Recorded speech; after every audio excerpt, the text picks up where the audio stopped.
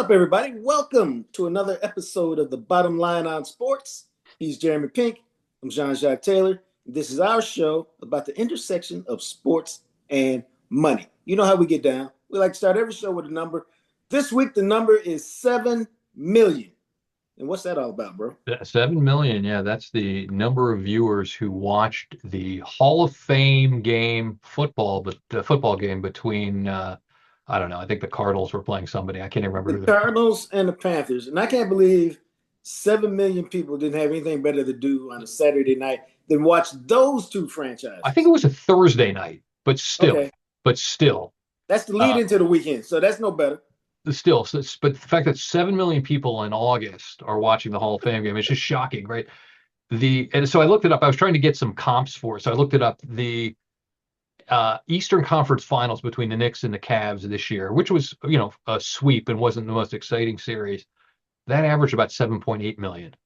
So it's roughly in the same area as the NBA Conference Eastern Conference Finals, which is crazy. No, that's absurd. A meaningless NFL preseason game, most of the guys of whom you've never heard of playing and you'll never see again, that drew the same number as the Eastern Conference Finals game. Yeah, Wow. and you got the story that came out of it is that, oh, look, Carson Beck looks really good. Okay, and I'm sure he did. I didn't see the game, but Carson Beck is probably playing against inferior talent, against the Panthers in a preseason game than he played against in Miami or Georgia scrimmages in college, and certainly inferior, than he played inferior talent that he played against, Ohio State and Indiana last year in the Well, not, CFP not to go playoff. too far down the preseason football thing, but this used to come up all the time when I was covering the Cowboys on a daily basis in the preseason. They ain't scheming nothing. They're playing a basic two deep coverage, basic man. I mean, there's nothing complicated about what you're looking at. They're not disguising coverages. And so it becomes this. If you can't look good in the preseason, the chances of you looking good in the regular season are none because they aren't trying to trick you in the preseason. They're just running their base offense, their base defense, and seeing if guys can execute. And that's why you can come up with guys put up big numbers in preseason and then disappear once the season starts, especially quarterbacks. So were you surprised then? I didn't even think about this until just now. Were you surprised then about 10 or 11 years ago when Dak Prescott looked amazing in preseason, is what I remember. And he was kind of an afterthought when he was drafted. He looked amazing in preseason and he was incredibly good his rookie year. But were you surprised when you saw him that he actually was that good? Yeah, here's the deal on Dak Prescott. It's a good story. We first noticed Dak Prescott in training camp. I'm not even sure if they had played a game yet or if somebody must have been hurt because he was playing with Dez Bryant. Or it was some point before the season. Could have been an OTA, it's whatever. He throws a pass to Dez Bryant in 2-minute drill. He's a rookie. Dez Bryant's an all-pro, Pro Bowl player. And Dez catches the ball, and he's supposed to get down immediately. He doesn't get down immediately for whatever reason. And Dak comes up and just dog cusses him. And we're all Des like, Bryant as a rookie in camp. yeah, that's Oh what I'm wow. saying. And we were Oh like, wow. oh, Yeah. okay, this cat's a little different. Yeah. And then in the preseason, it wasn't about what he did statistically. And I do this with all big time rookies. I do it with Caleb Downs when I see him play. The only thing that matters if you're a rookie and you're starting in the league is, especially if they're counting on you, is you just look at guys and you go, does it look too big for them? Does it look like they belong? Does it look like they're And intimidating? when you're watching, the practices, can you tell immediately Yeah, or not? yeah. You can. Because if it's too big for them, even in practice, they'll be making mental mistakes. It's no different than when a 5-star comes in and you're looking to see if he can contribute as a freshman. Some of Yeah. them you just show like, oh, okay. Yeah. We could always go back to, if we want to reminisce for just a minute, you go back to when Dwayne Haskins came in against Michigan in the game. It's a dire moment. He steps up and just unleashes one. And I want to say it was Devin Smith or something. Big third down pass, catches it because the quarterback is out. And you're just like, oh, okay. It ain't too big for him. Right. He's ready to play. Right. And so, it's whether it's a freshman in college or a rookie in the NFL, some of them just got that look like, okay, Dez Bryant was the opposite. You can see the talent, but he would make all these mistakes as a young guy. Hmm. And that's because he took him a minute for the game to slow down for him. It Hmm. wasn't too big for him. but it had to slow down for him. But Dak, man, that thing slowed down pretty quickly, and then his confidence in the way he worked with the team, and the reason I talked to someone about this earlier today, the reason why Tony Romo didn't get his job back is not just because Dak was such an effective player. Well, hold on a second. Hold on a second. Tony Romo is not going to get his job back now either, but that's a different No, story. no, Yeah. this is true. Yeah. It's because he was such a dynamic leader, and he took over the locker room. Oh, I didn't And realize that. Yeah. oh no, he's a dynamic Oh, leader. no. I realize that now. I didn't realize it was that clear and that evident in training camp, his Yeah, rookie year. well, yeah. And once he started playing, you couldn't take the job from him because Jason Witten was Tony Romo's best friend. Dak, they make the announcement. Jason Witten doesn't even say anything. You know what I'm saying? Right. So at that point, That's how you know there was nothing. Dak was Yeah. the leader, and Dak had owned the locker room, and so yeah. So no, I wasn't surprised, and so some rookies you can tell, and you need that if for guys to elevate. Doesn't Yeah. always happen like that, but Yeah. Dak hadn't stopped playing since he took over. Yeah. No, he's been he's been if they have a defense, the Cowboys could actually be good this year. But you look at the Hall of Fame game, 7 million viewers. It was a story in media for a week. Carson Beck, oh, is he going to be a talent? Haynes King was, a guy from Georgia Tech who I'd never heard of was playing. Longview, Texas, Oh, 2 hours back. Haynes? I didn't know Haynes King. Yeah, and so, but people watched it. 7 million people. I can't get over that. What it says to me though is that viewership this year of the NFL season might be just completely out of control. And I thought we might have peaked in terms of viewership. Nah, Maybe, I don't think so. nah. Bottom line for me is the NFL just gave you one more example of why it is truly the 800-pound gorilla. They've taken, and we'll talk about this later, but they've taken over Christmas Day now Mm-hmm. from the NBA. Mm-hmm. They just take what they want, and at some point you wonder if they can take if it becomes oversaturated. But clearly, we have not reached that point yet. Yeah. Bottom line for me is that I think the ratings of the NFL are going to be very strong this year, but I think there's momentum, even more so than I had thought, momentum around viewership of live sports in general, if you just look at the World Cup from the summer also. So I think this bodes really, really well from a viewership point of view for the NFL this year. Let's get into the meat of the show, man. Before we do, make sure you subscribe, rate, review. We can use all the help we can get. Look at us. And people keep emailing us, and you can do that too. Bottom line on sports@gmail.com. You can email us. I haven't responded yet, but you can email. Yeah. The Los Angeles Lakers, one of the premier franchises in sports, up there with the Cowboys and the Yankees and the Boston Celtics, they just got sold for the second time in 2 years. Did you see that coming? Well, did I see it coming? Absolutely. I don't think anybody saw it coming, except for maybe Bob Iger. That's the only one who kind of had an idea that it might be coming. But it's the second time I looked it up. It's 14 months. Jeez. So 14 months, and it sold. What was it? 10 billion the first when it was originally sold to this guy Mark Walter, who has a holding company called TW. I can't remember if it's TWC or TWG Global. And TWG Global, it's a holding company that has a bunch of other companies inside of it. He's CEO of Guggenheim as well. And 10 billion when he bought it, and he sold his stake for 12.5 billion. That's 25% gain, $2.5 billion in 14 months. That sounds like a good investment to me. I think it's an accidental investment. He's under a federal investigation for some related party transactions within his companies.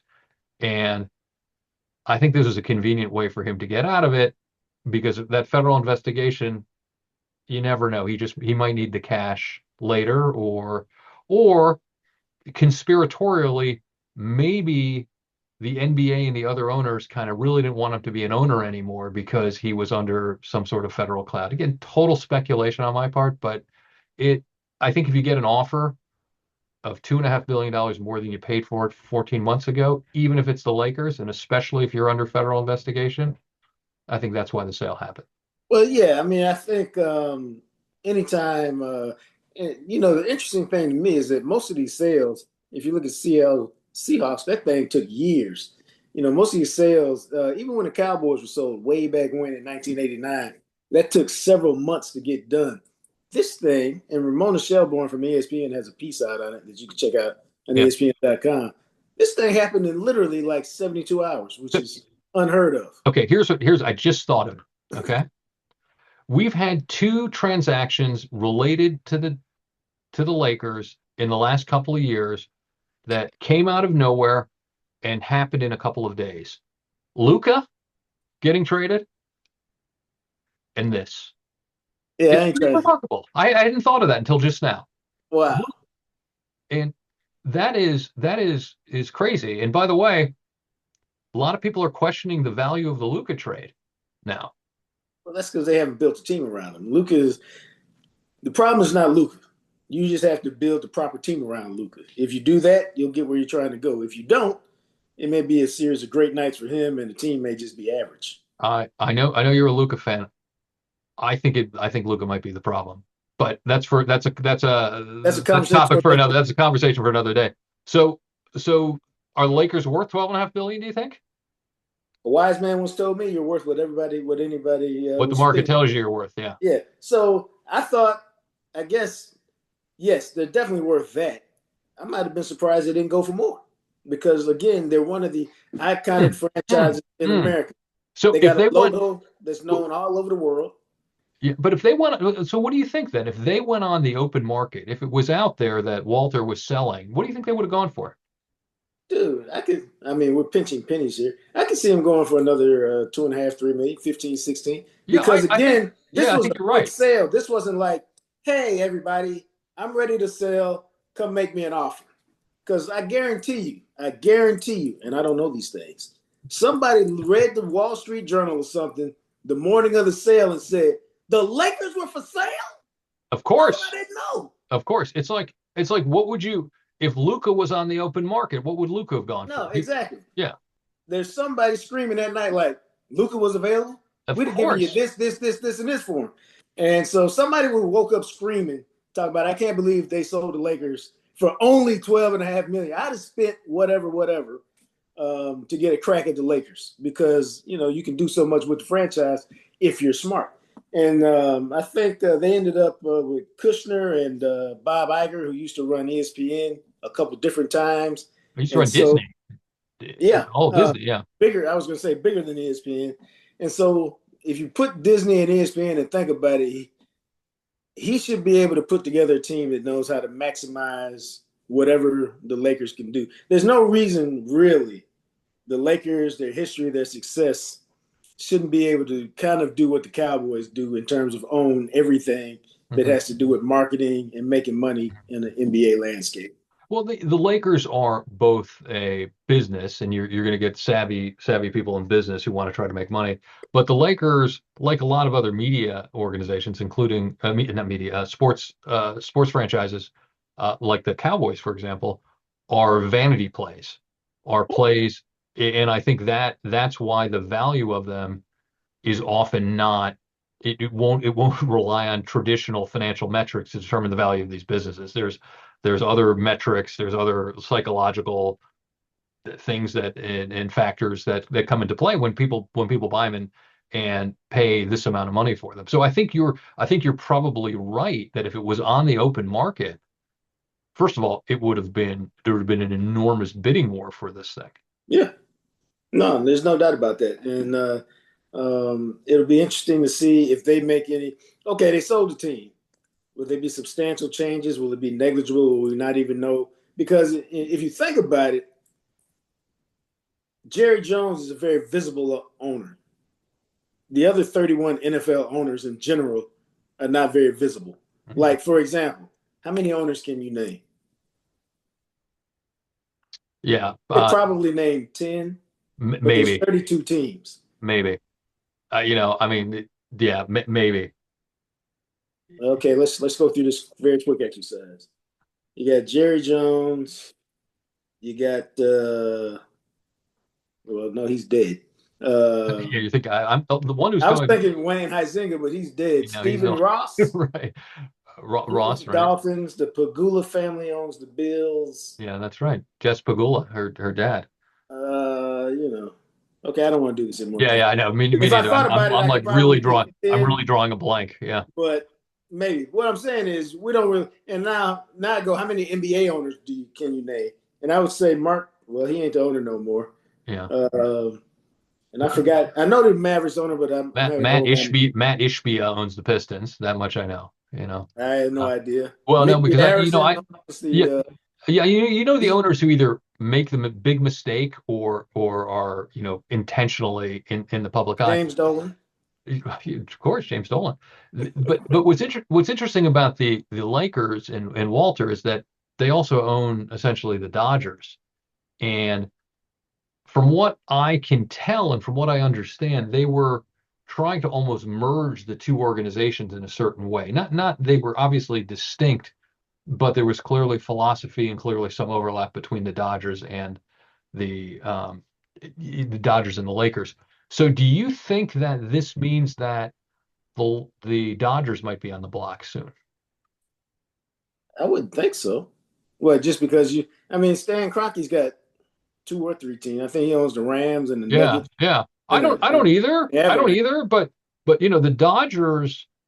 I think that if you follow the Dodgers lately, the Dodgers have not been good since the All-Star break. And they're still way ahead of the other teams, and will certainly make the playoffs. I don't think they're a shoo-in to win the World Series this year at all. Well, I think they look old and they look brittle, and they have a lot of deferred money out there. I would say the Yeah, Dodgers are just the Dodgers as is. I'm not surprised. The Dodgers probably have fallen into what's the word for it? Basically, they're waiting for the playoffs. Like they're bored with the regular season. They're waiting for the playoffs. Now yeah, that's a dangerous mindset to get into. maybe. I think it's more than that when I watch them. I just don't think they're. I think a lot of the players who they thought were going to be good aren't very good. Now Uh, that could a, also be a a, problem. a lot of their pitchers are either hurt or struggling. They picked up Scooble, who's a great pitcher, but I watched Scooble's first outing with the Dodgers, and he was good, but the Dodgers can't hit, and so I don't know, but I'll be interested to see if, and I don't have any indication that this is the case, but if the Dodgers came up for sale, especially if there are and I have no idea what Walter's problems are, and they may not be Oh that well, yeah, substantial. But if he's but if he's seen as some sort of financial problems that may reflect poorly on Major League Baseball, you never know. no, and and again, as you talk about that, you never know if and he may just decide I just want to be more liquid. So, I give it Right. up. I've owned it for a few years. I've gotten all the love I need for it, but I just want to be liquid so I can make different sorts of moves. Because we all know people who've got money on paper, but don't have money on them. Right. Right. You And know, he might need the liquidity for all we know. And the question is really, if the Dodgers win the World Series 3 years in a row, he might just say, "Well, I'll pull a John Elway and I'll go out on top." You yeah. never know. You never. Now, again, I don't know if any of that is possible, but I think it's something worth. I think Paying, it's certainly something worth paying attention to right now for sure. yeah. The bottom line for me, man, is the Lakers are iconic, and I thought they could have gone for even more. Yeah. Bottom line for me, very very similar. If the Lakers were on the open market, this would have been one of the biggest stories of the year. And I totally agree with you. It would have probably gone for at least 15 billion for sure. Well, maybe not for sure, but it would have gone for well north of 12.5 billion. Well, that's a good segue into this. NFL also released its NFL Sportico. Sportico did, Portico yeah. released its findings for the most valuable NFL franchises. No surprise, the Dallas Cowboys up top. I think it what 550 billion, 15.5 billion. 15.5 billion. Uh, Can you name the top five? oh, in the I, NFL, I've just pulled them up here. According to Sportico listed it's the earlier this week the Cowboys. NFL franchise valuations rankings, and so The the Patriots should be up there. Patriots are fourth, I had a weird feeling like the Jets were up there. Jets are fifth Like, why are the Jets fifth? because they're in the New York market. All right, does that mean the Giants are up there? Giants are third, So I'm missing number two. and that should tell you. You should be able to figure out number two because you've got the two New York teams in there. Oh, the LA Rams. The LA Rams are number two. Well, there you go. Mhm. And again, which one of those? I guess Dallas is a big enough market now. But the Cowboys are they're still way ahead of everybody else in Uh, terms of marketing and ownership. yeah, exactly. The Cowboys transcend market size. Cowboys are, a much bigger brand. But 15.5 billion. So if they went on the open market today, Jerry said, "Hey Jacques, listen. I got a scoop for you. I'm gonna sell the team." And you did some reporting. What do you think you'd find out? What do you think They're people would worth pay for it? 15. They probably go for 30. You think 30? Wow. Well, okay, so the All the late cachet you get from being a Cowboys owner. yeah, that's true. So you mentioned earlier in the show uh the Seahawks went for 9.6 billion. They were just sold recently and Right. they went through a long process of a sale. They went for 9.6 billion, which reflected a 46% increase year over year. So that's sort of these are all estimates. So you don't know Right. you don't know that. So the Seahawks are probably the most current team that we can really look at their value. So Seahawks are at 9.6 billion and up 46% year over year. You know, if the if that's the case with the Cowboys and they were up another 50%, yeah, that Like 22 million, right? they're north of 20 million. So it's So remarkable. yeah, But it yeah. also means that the Lakers value was the 12.5 billion. The Rams are 12.7 billion. That means the Lakers are more valuable than every other NFL team. There's no way. I don't believe that. I don't Again, believe you that can either. put things off in an open market. I think NFL teams would trump everything. It's just like building money. I mean, printing money. Yeah. The only thing is, can you come up with the money to buy it? Because everybody would. Do you know enough people to come together to put the money together to buy it? Because it's a guaranteed dub. You're going to make money. Yeah. It's just, it's a great investment. It's a great vanity play, even if you own the Cardinals. Uh, So okay, so what are the three least valuable franchises, do you think? that's a good question. I'd say the Cardinals are amongst the least. Cardinals are 28th out of 32. So there's four teams below the Cardinals. What a good question. I'm trying to think. Man, I'm I would on have the guessed spot. Carolina, but Carolina is actually 26th. Where's Tampa Bay? Tampa Bay is probably middle of the pack, I would guess. I want to say New Orleans, but it seems like they might be New higher. Orleans is 31st, 7.5 billion. Oh, that was really my first guess was New Orleans. When Well, I tell you the bottom four, Jacksonville 7.9 billion, that would have been my second guess. That would have I been my got around to them eventually. yeah. The Colts, I thought them. I really did. I thought the Colts, but then I thought, well, maybe not because they've been around so long. They may have more value. and And the least valuable team used to have a quarterback from Augustana play for them, a guy named Ken Anderson. you And know what, man? I almost said Cincinnati, yeah, but then I thought maybe they're better than that, but they're not. They don't invest any money in their team either. yeah, yeah. So, but if you're telling me that the let's look at the let's look at the Panthers, right? Or we'll look at the Jaguars. Jaguars 7.9 billion. You're Right? telling me the Cowboys are only twice as valuable as the No, right, exactly.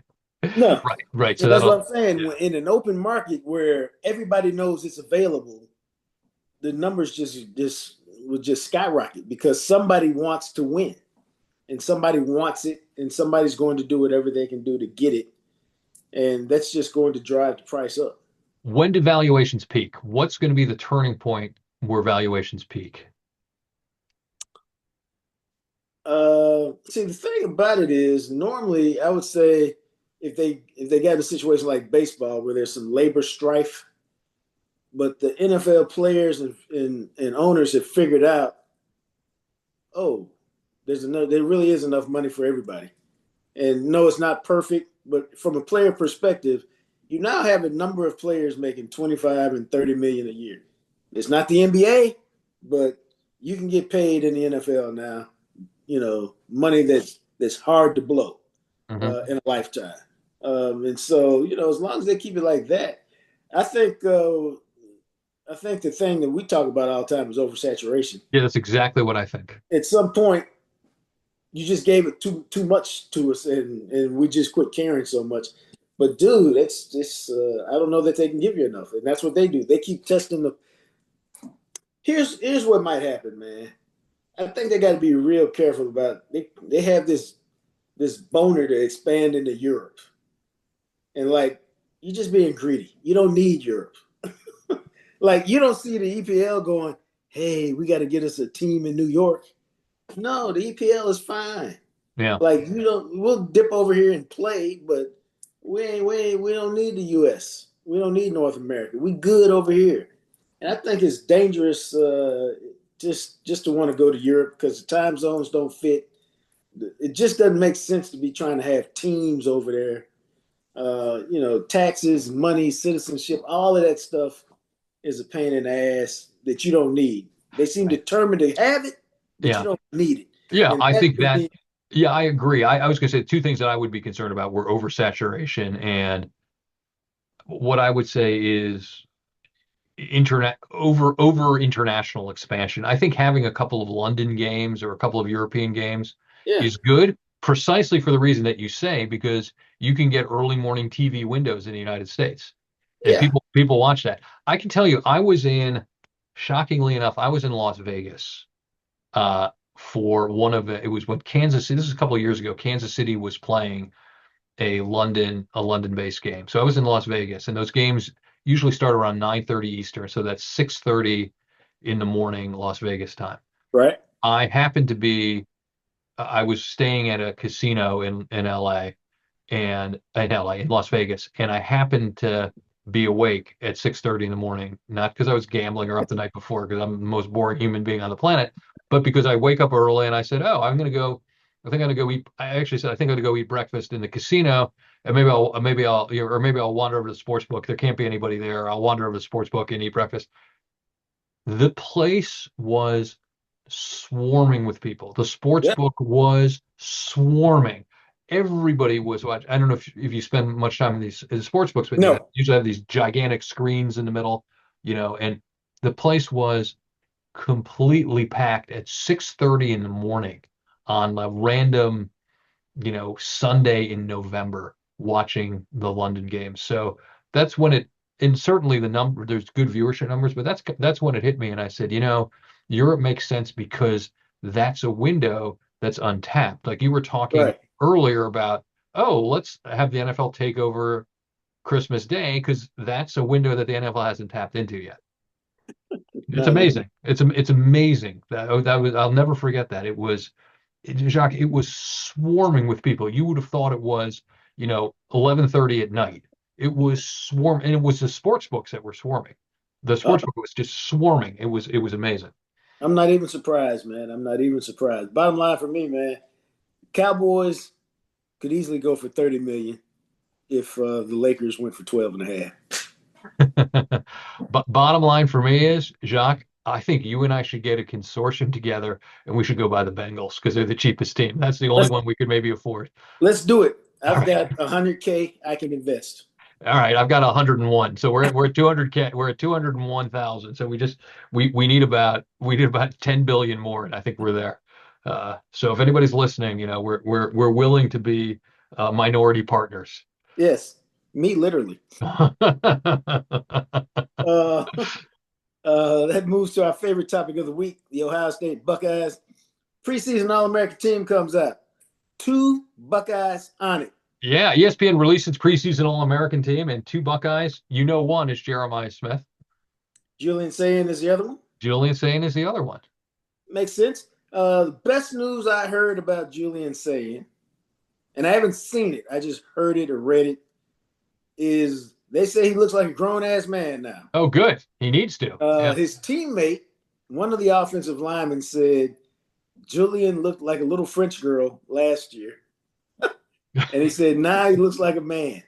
And now this is like, and this came up because, and I didn't look hard. I did a very cursory look. Mhm. But this is a time of year, and Ohio State did it with somebody else, where they've been in the weight room all year, and they Mhm. show you their picture from their freshman year when they Yeah, showed yeah, up, yeah, yeah. and then the end of their, going into the sophomore year where they've had a full, entire, complete off season, Yeah.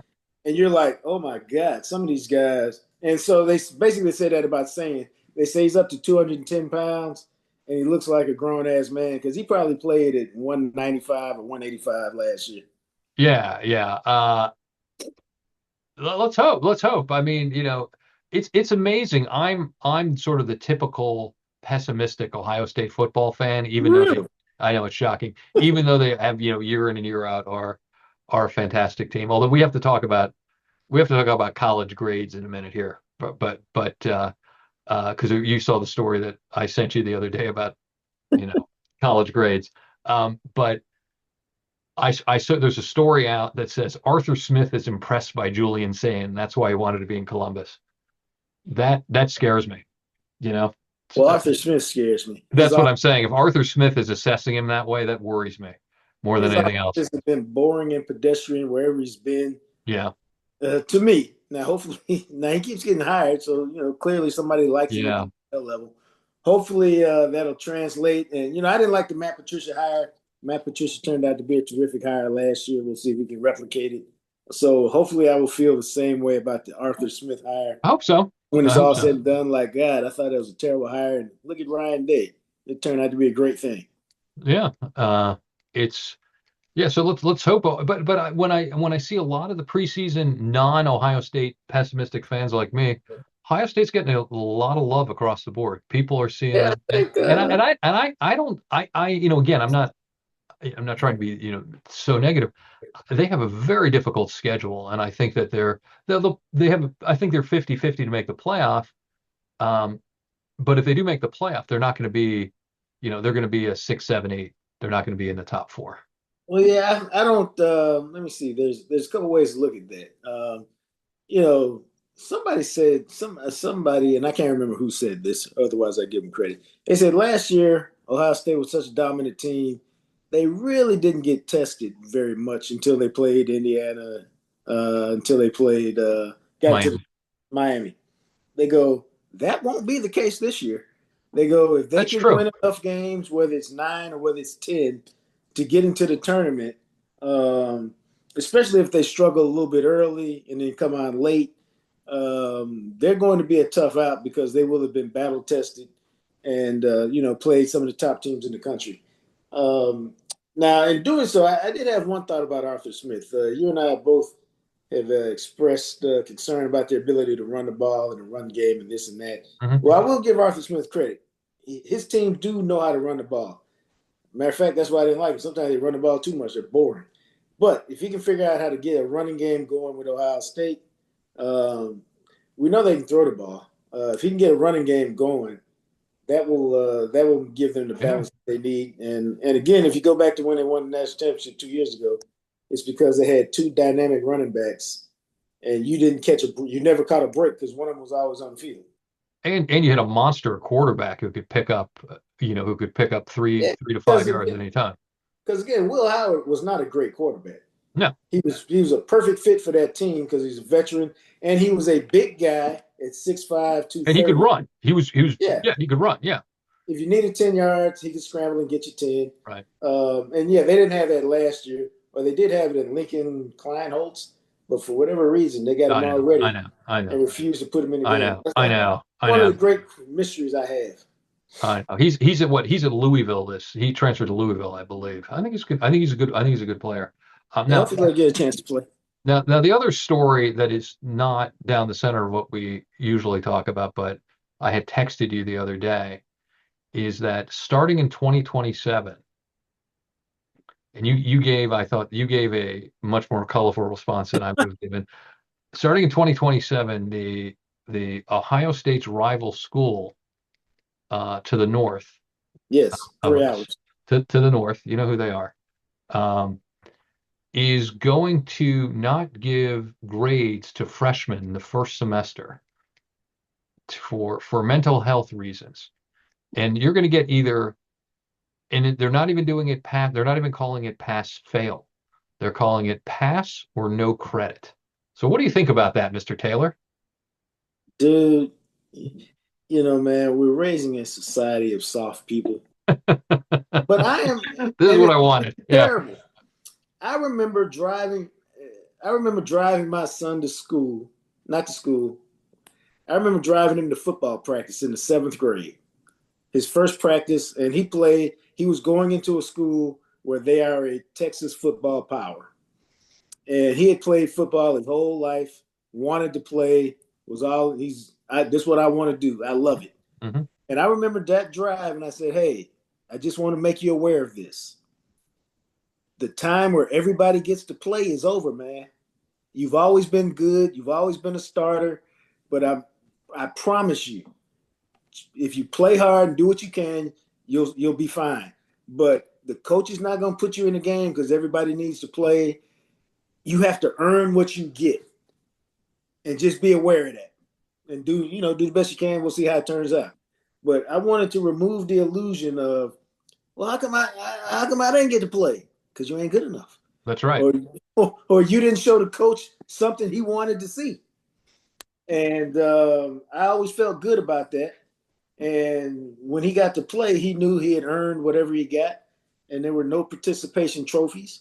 Participation trophies aren't bad at a certain level, but by the time you get into high school and college, man, you have to learn how to deal with life and the disappointment of life, the frustration of life, the unfairness of Uh, life. It's just all part of the process. yeah, yeah. I mean, I've dealt with rejection my entire life. I'm used to it by now. I just remember I was texting somebody. I remember I was in a class at Ohio State. I was an econ major at Ohio State, and I was in some econ class. It wasn't an entry level class. It was sort of one of the higher level classes. And there it was, but Ohio State's, especially at the time, is Ohio State's a huge school. And you had big classes. So Right, I was in a class of 80 people, okay, right, in an econ class, which is it was, a medium sized class, probably a 400 or 500 level class that I was in. Um, and I had the fifth highest grade in the class. It was somewhere in like, I want to say 94, 95 in the class. right. And I figured I'm in good shape. I'll definitely get an A in this class. And I got an A minus in the class. Okay. And and I was like, how did I get an A minus in here? I mean, I got like a 95. Okay. First of all, of course, my obnoxious self said, how could I be fifth in a class of 80? And I'm at Ohio State. No offense to Ohio State, but I kept saying to myself, how could I be fifth in a class, and not in the top one or two? But that's just me being, obnoxious and overestimating my own abilities. Um, but no, but in seriously, like being fifth, and I got an A minus. And the professor said, look, we have a strict thing here that we give 10% of the kids get A's in the class. So we give 8 A's, you get eight, 4 A's and 4 A minuses, and you were the fifth and you got an A minus. Okay. But it's fine. Those are the rules. And I was like, God, that sucks. But it is what it is. Can you imagine if that happened now? I think the school might shut down. Not Yeah, Ohio State, but some of these schools might shut down. yeah. I was a college professor adjunct for 13 years at SMU teaching non-sports journalism.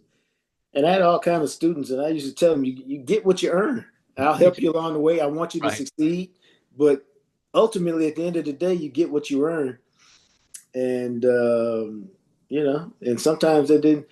I only gave out very few C's because I tried to I tried to help people do the best that they could. Hmm. But one time, and I used to tell everybody it's 20% off if you don't turn it in on time. And we only had 5 or 6 things due all Hmm. year. Hmm. So some young lady turned her project in late. So it's 20% off. It was the final project.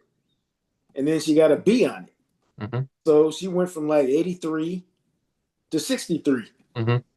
which meant she didn't pass. And matters not to me. Right. And so I got a call from the dean. Hey, Jacques, uh, what kind of student is so and so? I said, oh, she's fine. She turned a late project in. That's why she did this. Well, yeah, would you mind if we adjusted the grade? I said, y'all can really, I mean, I don't care. You can do literally whatever you want to do. I was just following what was supposed to be done. Hmm. And she'll learn in life that if you don't turn in your boss's big project so that he can have it at the meeting for the next day, you might get fired. You're not lasting long. Yeah, you're not lasting long. Yeah. But so, yeah. so that's what it was. So I think this whole thing about not so getting pass or no credit for the first semester so students can adjust to college life and they can stave off sort of any sort of mental health crisis. I mean, I think it's not to sound like this old curmudgeonly guy, No, you can. It's but okay. but I don't think that's good for the kids. You No, know, that's I what I'm just saying. I just You're don't think it's making good. I just don't think it's good for the kids. It's not that I do want to poke fun at the school for doing it, but fundamentally, I don't think that's good for the kids. And so they experience it the second semester. What's the difference between 3 months? no, you get, you what you can do is give them a better idea of understanding what the first year of college is like. Hey, nobody's holding your hand, all these kinds of things. Hey, I know you want to go out to the bars, and if you want to do that, you got to understand you really don't want 8 o'clock classes. You want this, there's a whole rhyme or reason how you do everything. Um, you know, and I was the kind of kid I took all my classes in the afternoon, and some people thought I was, what are you doing? And Hmm. I used to tell people like, oh, when we have a test, I like to get up and have the whole day to Right, study for the right, test. right. I don't like to pull. I don't like to do all nighters. I like to go Yeah, to yeah, sleep, get up at 6 in the morning, and study till yeah, noon for my yeah, 1 o'clock test. yeah. That's why I did it. Or if I have a paper due, I can get up and I got all day to finish it up and sleep on it and see what it needs to be improved. But that was me. Hmm. My son had a bunch of 8 o'clock classes, and he said, "Dad, I can't do those." Right, But right. A he lot, a changed them lot to of, like 10 and 11 and 12. yeah, But of he figured out what worked for him, course. and that's what. Guess what? That's what college is about. That's What right. works for me. Right, right. So, yeah, I don't know. I mean, I think the opportunity there, I do understand there is an adjustment period and there is an issue, and there probably needs to be more help for the students as they, Right? transition from high school to college, but that seems to be way too much in one direction for me. Bottom line for me, Blue. I laugh at you. But bottom line for me, uh, I'm still pessimistic about Ohio State, but I may be alone. I'm quickly thinking I'm one of the few, and that may be a good thing. Hey, for Jeremy Pink, I'm Jonathan Taylor. Don't forget to subscribe, rate, review. We can use all the help we get. We'll talk to you next week. All right, see you everybody next week.